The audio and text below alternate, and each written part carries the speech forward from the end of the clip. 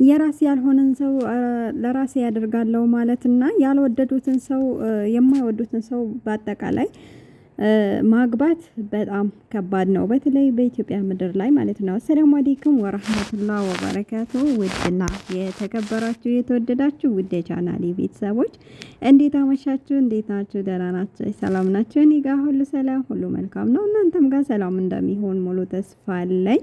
ባላችሁበት ሰላማችሁ ብዝት ትበልልኝ እያልኩኝ እንግዲህ እንደተለመደውም በአዲስ ቪዲዮ መጥቻለሁ። ወዳችሁ ፈቅዳችሁ ለምታበረታቱኝ እጅግ አድርጌ አመሰግናለሁ።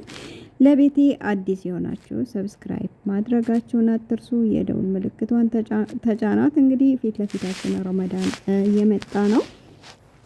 አላህ በስራ በኩልም ያጠንክረን፣ በጾሙም ደግሞ ያጠንክረን። አላህ በሰላም ጾመው ከሚያስረክቡት ባሪያዎቹ ያደርገን እያልኩኝ እንደተለመደው ያው በአብርሽና በሩታ ዛሬም አንዳንድ ነገር ለማለት ነው የመጣሁትና እኔ እንደ ሀሳብ ማለት ነው የማዳም ቅመሞች አሁን ያው አብዛኛዎቻችን በስራ ቢዚ እንሆናለን። ስራ ይበዛብናል። ከዛ በኋላ ደግሞ ያለው ነገር ታውቃላችሁ። ከስራ መልስ እንኳን ልብሳችንን እንዴት እንቀይር የዋልንበትን የሰራንበትን ወይም ደግሞ እንዴት ሻወር እንውሰድ፣ በግድ ነው ሻወር የምንወስደው፣ በግድ ነው ልብስ የምንቀይረው የድካም ብዛት እና እነሱ እኛ በጎች እየተባለን ከነሱ ጋር መሮጥ ነው ያለብን ወይስ ጾማችን መጾም ነው? ስራችን መስራት ነው?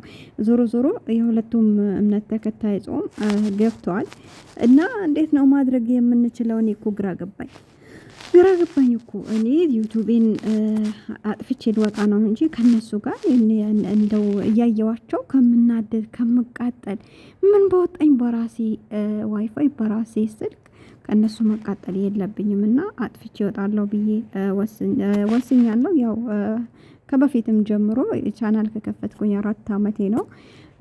አብዛኛው ጊዜ በረመዳን አንጠቀምም።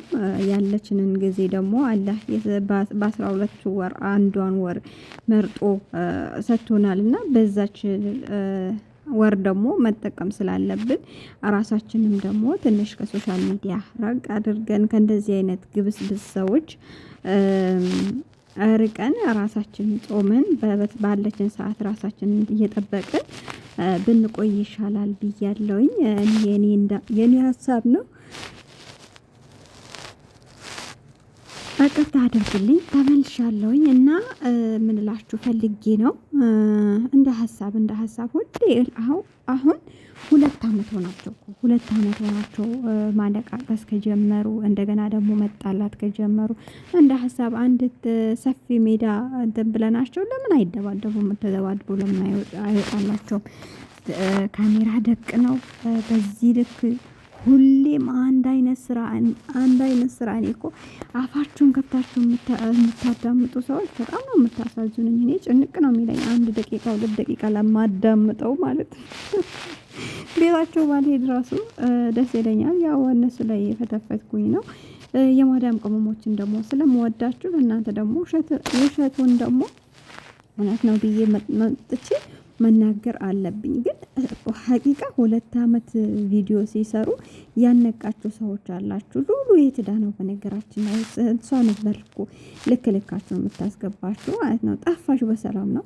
ቲክቶክም ላይ ነበረች። ቲክቶክም ላይ ደግሞ አሁን ጠፍታለች እና የሚፈልጋት ሰው አጣውኝ። ሀቂቃ በፊት እንትኗ ነበረኝ ስልክ ቁጥሯ ነበረኝና ቴሌግራም ላይ ነበረ አንዳንዴ ማገኛት እና ያንን ስልክ ደግሞ ሀገር ወስጄ ትቼው መጥቻለሁኝና ከብዙ ሰው ርቅ ያለው በተለይ ከዩቲዩበሮች ርቅ ያለውኝና አላኩል ያህልን ካለች በሉ ስምም ከቀየረች ደግሞ ስም ቀይራ ነው በሉኛ። ያኔ አንድ ሰው ሲጠፋ ደግሞ ግዴታ መፈለግ አለብን። ያኔ ለጥቅማችን ብቻ መፈለግ የለብንም እና ሉሉ የት ገብታ ነው? እስቲ የምታውቁታላችሁ ደግሞ መልሱልኝ። በመቀጠል ደግሞ የማዳም ቅመሞች በሆነ ባልሆነ ነገር ደግሞ አትቃጠሉ፣ አብሽሩ።